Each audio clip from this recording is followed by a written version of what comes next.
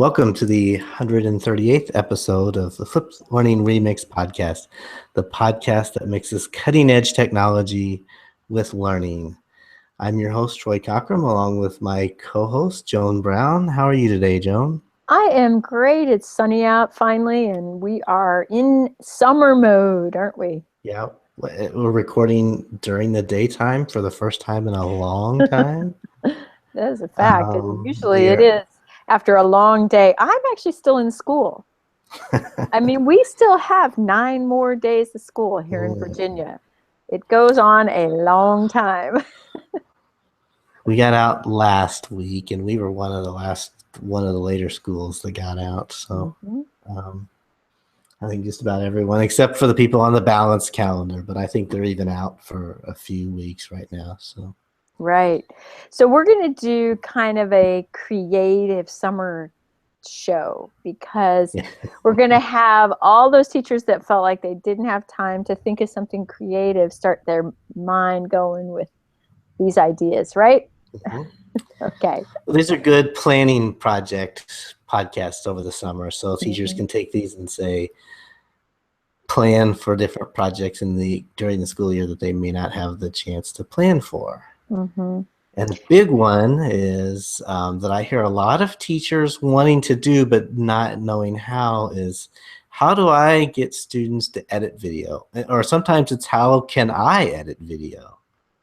Absolutely. And I feel as a tech coach in a building, I have to deal with video issues more than most other issues because I appreciate my teachers so much. They do try, but it seems to be that you get just to a certain point in some sort of video creation project, and there's always I don't know how to get past this point.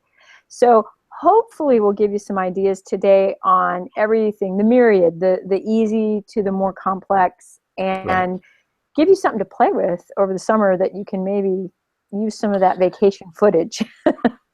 And that's a good point. The biggest problem that I see is when teachers assign video, they don't think through the process of how the student going to get that video to me. And then I have a student with a video they made on an iPad or something, and they bring the iPad to me, and they're like, how do I get this to my teacher? How do I turn it in, or how can they see it and grade it? And so I would say, before you start assigning a video project, know the process and test the process for the students doing it and getting it to you. And then the other thing is, if you're going to have them all do it in class,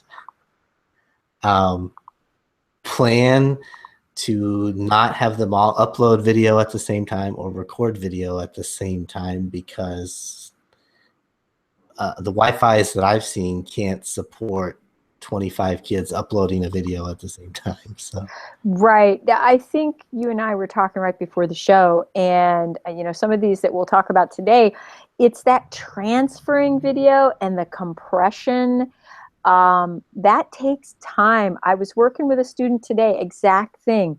Was trying to get from an iPad to Google Classroom, and we got the upload process done, but I handed it back to her and I said, your teacher will not be able to view this instantly.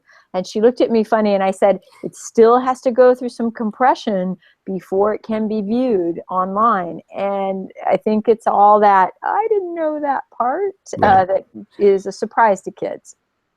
The other thing I would do is have the kids set it up to upload to YouTube, and then I would take the iPads home. So they were school iPads. So I would take the iPads home, and on a faster network with only 3 or 4 iPads hitting it, they would upload much faster than if I tried to upload them at school. So that's something to think about. And I want to say two things in full disclosure. The first thing I want to say is, I worked for 10 years as a professional video editor. So video editing doesn't scare me at all. If anything, most editors are not good enough for me because I've used some of the best nonlinear video editors around. And so sometimes teachers say, well, gosh, how do you know so much about video? Well, for 10 years of my life, it was my job. So that I should say up front so that people listening know that that's my background. My other full disclosure is template-driven video editors is a big pet peeve of mine. Now, I know you say we talked off air, they don't bother you as much. But for me, the biggest thing with doing video is telling a story, and templates don't, in my opinion, don't allow the students to do that. And they just plug in some things and output it the way the editor or the app or whatever they're using wants it outputted, using the theme or a template. And there's no, in my opinion, no real creativity to it. So some of the tools we're going to talk about today are template driven. And some people like that. I absolutely do not like those. And so I try to always steer my students away from those, because I can tell, particularly iMovie, I can tell an iMovie edited video within seconds. Right, one of those trailers on iMovie. Oh, the trailers especially. Really templated. I don't even think you can determine the correct order of things, but that's fine. I agree to a point, but there are sometimes just for efficiency's sake and to stop the kids from getting too wrapped up in, and what I dislike are they have to add every single effect and bell and whistle that is available in the program. And eventually we've lost the message because they were trying to do too many things, just like PowerPoint, can't stand all the transitions and animations. You can do a lot of that in some of these programs, and you just want to say, stop. What did you learn, I'll show some students, I'll talk about their favorite TV shows or movies, or we might even show some movie trailers, and I say, tell me how many transitions are in there and what they are. And 99% of them are dissolves or cuts, because the transition is not what tells the story, and that's one of my other issue with template-driven editors is they have the spinning things, and they wow you with fluff, and there's a lot of those transitions, even in great editors. There's a lot of those, the star filter and the cube that spins around, and there's a lot of those, but good editors just ignore them because they don't tell a story for you. Right. Okay, I agree. So what I want to point out is, even if it's templated, if it allows for a soundtrack or it allows for some kind of a voiceover, that's better. Because then it's the script and it's the audio that's actually the student learning being demonstrated, rather than trying to do it 100% with somebody else's designed images. And so I'm looking at several of these that'll do a templated version, but I can upload a soundtrack, and I would really advocate for recording that separately and making sure that that's all done first before you start the imagery. And we'll talk a little bit about a tool that is not really a video editor, but allows you to add audio. We'll talk about it at the end. A tool that I like, it's not particularly an editor. First, do we want to talk about just the simple one that a lot of people don't know is the YouTube editor. Like if you go to youtube.com/editor, there is an edit feature in YouTube. Now there's two parts to it. There's one where you can pull in images from your Google Photos and just say, use these images, use this soundtrack, and it'll put it all together for you. Mm-hmm. But then there's also an actual editor where you can pull your videos or Creative Commons videos and edit them together. It's a great place to introduce what are Creative Commons, because the kids will see that button. They'll see the CC, and you can have them start searching for different topics, and they'll say, wow, there's actually stuff out there on this. And I did a really nice one on nanotechnology with the kids. There was so much content. So it is available, and it's free to use. And there's music beds in there. If you can't find a oh, music bed for a project and you want to just slap a music bed underneath it, you can throw it in the YouTube editor and put the music under it. I don't like I don't like that it's not very detailed, and you can't zoom into a keyframe, which is a keyframe is a specific point in time in a video. So it's difficult to be really accurate with the YouTube editor. right. So I use it for quick cuts when I know when I already have the link to the videos that I want already in my YouTube account. Mm-hmm. Then I just put them together end to end, and that's the easiest way to do that. And then it's already there on YouTube. You don't have to download videos or re-upload videos or anything like that. It's all just done. So that's the time I use it. But otherwise, if you want a very detailed edit, or you want clips to come in at a specific time or audio to match up at a specific time, getting down to that specific keyframe is difficult. I'm going to give a disclaimer too. If you're using Google Apps for Education, many times the administrators turn off the YouTube availability as part of the package. So the kids may not have accounts. You do have to have an account in order to edit video. And some teachers allow them, if they log in, they allow the kids to use their editing capability, and that's a possible way to do it. And you have to be 13. And so last year we had a 6th grader try to use her Google Apps account to sign up, and she put in her actual birthday, which wasn't 13, and they immediately shut down her account. And it took me about 2 weeks of emailing Google back and forth to get them to reopen the account. And so that's an issue if you're dealing with students under 13. On pretty much everywhere. That's across the board. Yeah. One of them that I have played around with, it is templated to some extent, and I know the kids will just have a heyday with this name. I think it's pronounced Stupefix, Stupefix.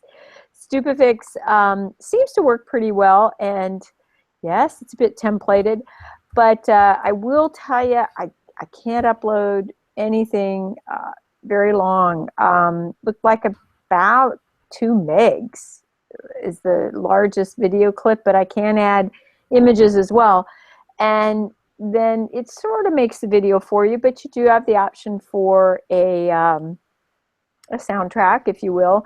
And it does give you a lot of different ways to share that video out, including downloading, which again, we got to talk about and remind yourself as a teacher, when you get to the end, how do they get it to you?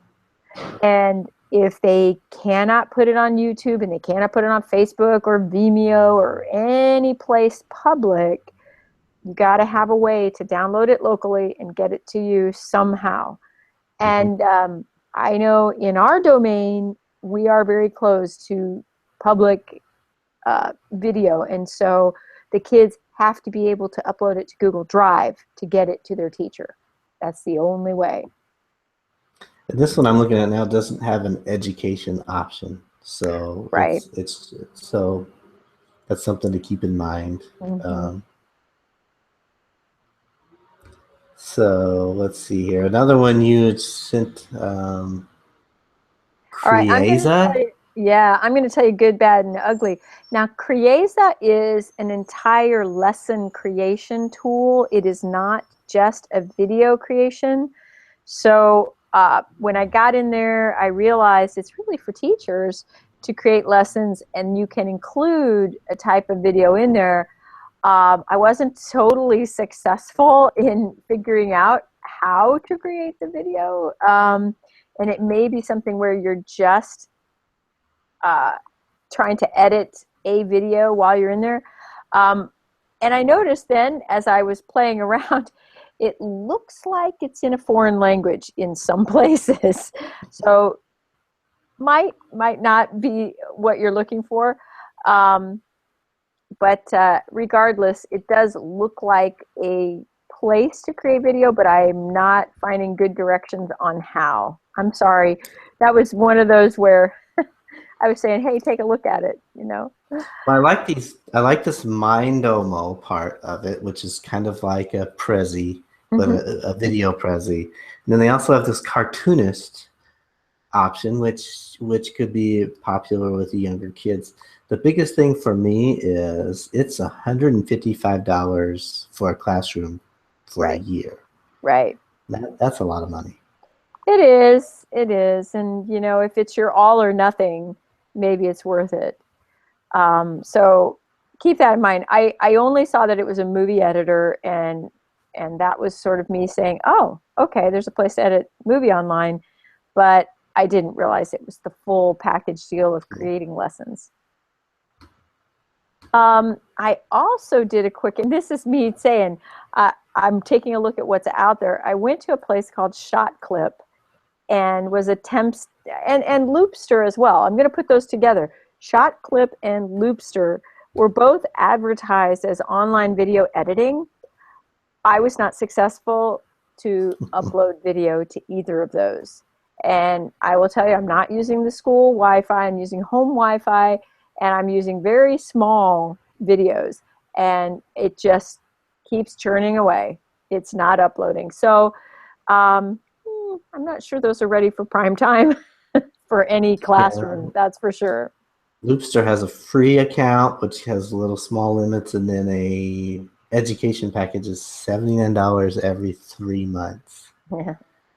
So if I'm not being successful with it, I wouldn't pay money until I knew it was going to be at least efficient enough that the kids could upload in a reasonable amount of time and get started on a project.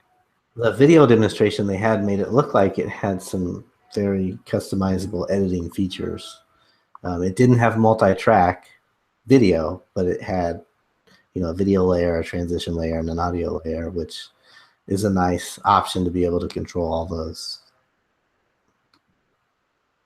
So that kind of leads us to the one that's been out a while, WeVideo. WeVideo, yes. I love WeVideo, or I used to be in love with WeVideo. WeVideo is the best thing that I've found as far as control over your videos. They do have some themes for the students who want to use the theme, but they have fully editing capabilities. It's pull it from your Google Drive, so we would have students shoot video on an iPad, then pop it into their Google Drive, and then they could pull it in and edit straight from their Google Drive, so that made the process easier. It allowed multiple tracks of video. It allowed a lot of customization. The smaller accounts tagged it with a WeVideo animation, which wasn't a big deal. I had paid the monthly fee, which at that time, this is 2 years ago, was $5 a month, and I forget what I got from it, but I got more than enough space and time, and it was well worth it to me at that time. Now it is $249 per year for a classroom to use it. Indeed. And that allows 50 users, but that's a lot. Now they have some personal accounts, which they say are not supposed to be used for education, but the personal accounts are $39 for the year for the most popular one, it looks like. They do have a free account, but it's got minimal amount of space and time. But I will tell you, if you're a teacher that wants to just try just, you know, I want the kids to do something. And the free account, it has a maximum of 2 minutes of video. Right. So I like that because you're giving a parameter and you're saying, okay, I'm not going to get in too deep to this. And every kid can have the free account and they can produce this once. Now, here's the thing. At WeVideo, it is defaulting as a public video. So I always teach the kids to go into the settings and immediately make it private. And that way, you know, in case you're needing to protect privacy, that's available to them. It does publish directly to Google Drive. You can download it. You can put it in Dropbox. It's one of the most flexible options for video. It works on Chromebooks. It does not do well on iPads. I've used it a little on iPad, wasn't happy, but it does definitely well on any kind of computer. And like you were saying, you finally are giving the students that breadth of creativity. It isn't templated. It's you can edit video in multi-tracks with a variety of different music backgrounds and fades and so forth. It does give you 22 songs for free, but you can upload music too. Yeah. And I have in the past taken from the YouTube library and uploaded it to WeVideo because the YouTube library is Creative Commons, and I'm like, well, we can use it in both places. It's very easy to figure out too. I mean, the first time I used it, I hadn't used it that much, and I just told my students, give this a try. There's some tutorial videos in the, once you log in, there's some tutorial videos if you want to watch them.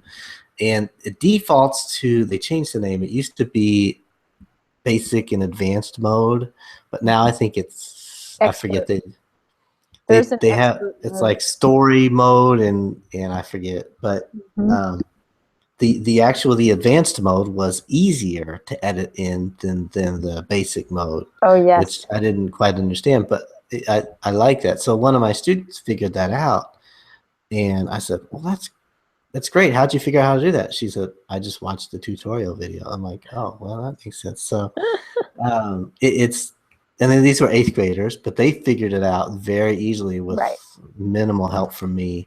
And so, you know, that's another bonus. I wanted to mention too, you know, at least at our school, a lot of our teachers are working more towards a student-centered learning environment. And so they don't assign a video.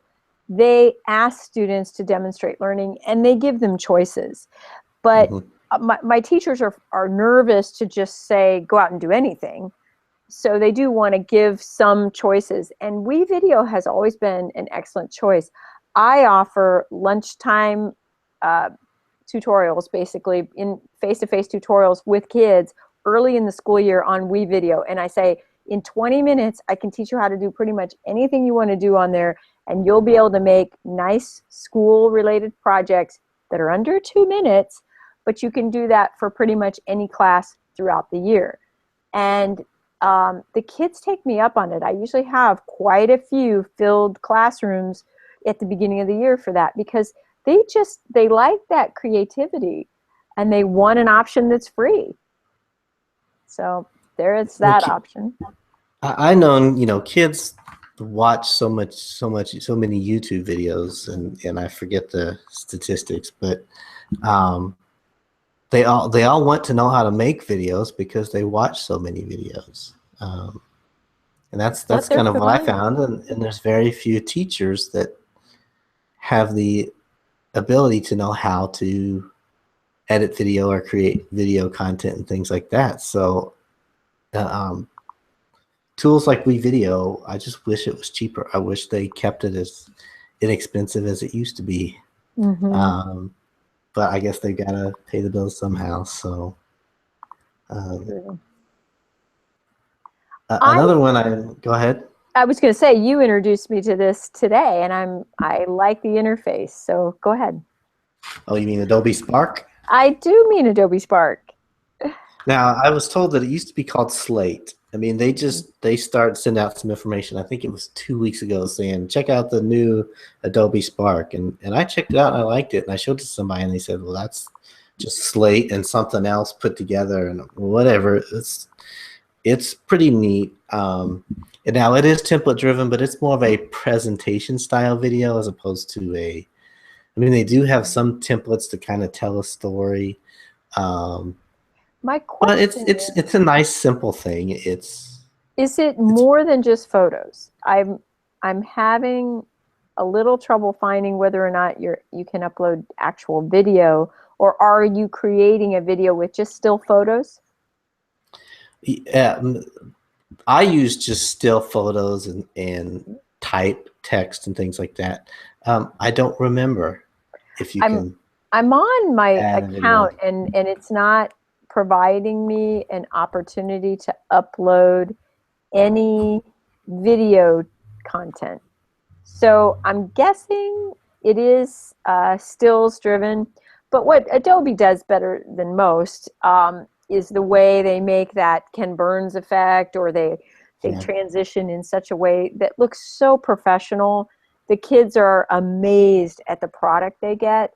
And this has a beautiful little microphone button so they can narrate. I believe the template already has music. Oh, Yeah. maybe not, maybe not. Oh, I get to choose music. Yeah, it did have, at least the one I made had music. They also you can also use them to make web pages that are pretty nice looking. I mean, Mhm. It's very flexible, and I could even see a first grader, second grader using this product and having what looked very professional at the end. Now their voice may not sound that, but they'll have something that they'll be extremely proud of. The How you get it to the teacher part. it shares out like any sort of document. You can make it public or you can make it private but shared or whatever, like kind of like an unlisted kind of a thing. And so I just shared the link or hit share whatever and got the link and then sent it to some people to check it out. And it was quite simple. That worked. One thing I'm thrilled about is it integrates with Google Photos, and I back up everything to Google Photos from my phone, so I wouldn't have to try to figure out a way to get those images there. It also hooks up to Dropbox if teachers are using that, and if you've got a shared Dropbox, you could be providing all the images. You could go around and take pictures of whatever the kids have drawn or created, and then as a class create a compilation of their learning through Adobe Spark. Another one I've seen that some teachers like is Animoto. I think it's way too template driven, so I don't like it. But I know some people do. It is $8 per month. And they've started charging too, huh? Because Animoto used to be free, and that's a shame. A lot of our free model is disappearing in education. Yeah. We have used at our school Powtoons, and I'll tell you why it's an advantage. Because you can add it as a Google Drive app directly in Drive. That has made it more secure and easier to turn in. So the kids are actually storing the file in their own drive, they're editing it from their own drive, and then they just share it with the teacher. So I know that's template driven, but a lot of kids can get very creative with it. I have been able to create animations in there totally from my own drawings and my own uploads. And that's something that takes some more time, but it can be done. Another thing that we talked a little bit about off air that's not really a tool but a method is what is known as the hairy arm videos. Yes. Some people call them RSA animate, or an RSA animate video is a hairy arm video. The what's the one that you mentioned? Common Craft. Right. Common Craft videos is the way we always refer to them. And so, you know, that's just, you could use a dry erase board. I've seen students cut out, they write on a piece of paper and cut it out and lay it down on another piece of paper as they're just taking images of it. And it's just stop motion animation in essence. You just put together a bunch of images, and you can, or if you're doing like you're writing, I've seen students write on a dry erase board and then speed up the video. So that's an option for some very creative videos that aren't difficult to make. And they lend themselves to explaining a concept. So they work nicely for kids that are maybe in history class and they have to explain like the causes of a war, or maybe they're trying to explain what is a conjunction. Can you show me examples of it? All kinds of ways to, but it lends itself really for concept-based explanations, and that's why teachers like them. So if you want to get the idea, you can go on YouTube and you can search for Common Craft type videos, or you can search for that RSA video, or you can even search for whiteboard animated. All of those will come up and you'll get sort of the concepts. Yeah. Now, the tool that I like Edpuzzle for a lot of different reasons. But one thing that I like that we used last year with a group of 6th graders, we had them make videos, but then they put the video into Edpuzzle and then paused it and did an audio recording of their voice saying, here's why I did this at this part of the video. Oh, sure. And then it made creating it really easy, because we didn't have to guess what the students were thinking. We had their audio telling us what they were. So it was a reflection piece for the student to think through, well, why did I make the choices I made? But then as far as assessing it, it made it a lot easier because we had the students' audio reflection right there attached to the video. So I like Edpuzzle for a lot of different reasons, and that's one of the reasons I like it. Sounds great. And just some other ideas of what you might have students doing in video form. We do newscasts, and newscasts can be current, or they can be past news, or any kind of scientific discovery. I know I was talking to you a little bit about poetry and how you can depict visually a poem. Right. So poems have a tone and an imagery attached with it. You can have students put some Creative Commons images together, pick a sound, music bed that kind of matches the tone, and then recite the poem in video. You know, obviously we've seen a lot of people do book trailers, right? Book reviews. You've done the silent movies, right? For your 2020s lessons. I've done silent movies with Spheros, so to teach students about how dialogue runs. I mean, the lack of dialogue, they have to tell a story without dialogue, so they kind of learn how dialogue can change a story and things like that. So oh, that's great. There's a lot of video options. I love an idea a teacher had. She used to do a word of the day, and she literally would take a little iPad, a little actually very small iTouch at the time, and she would send 2 students out in the hall, and they would have 3 to 5 minutes to produce the word of the day video. She handed them the word, and they had to look it up, and then they had to, in some creative fashion, demonstrate the word in video, usually acting it out, use it in a sentence, and then give any additional meaning of the word. And the kinds of amazing videos for that ad lib atmosphere was terrific. And she'd bring them all back in, and they would wait until the end of class to show it. So it was her rotation, and every kid would do it at least twice in the year. So what fun, you know, and you have this whole library then of vocabulary words that you can reference and add to a link somewhere in your online sites and have kids go back and watch them. It's a great idea. And we can talk about some iPad apps specifically for those who don't have a Chromebook or a laptop. We've used Lego Movie Maker, and it's just stop motion animation, so you don't need Legos to actually make your videos. So that's one that we found some success with. Well, we use a lot of green screen, and Do Ink, D-O, and then a separate word, I-N-K, is probably the easiest to learn. It does have 3 layers so that you can have anything in the background. You can have the people, and then you could even add logos and whatnot in the foreground. And the kids can be incredibly creative with green screen. You can put them anywhere in the world, pretty much with anything in the background. That one does cost $2.99, but for $2.99, that's well worth it.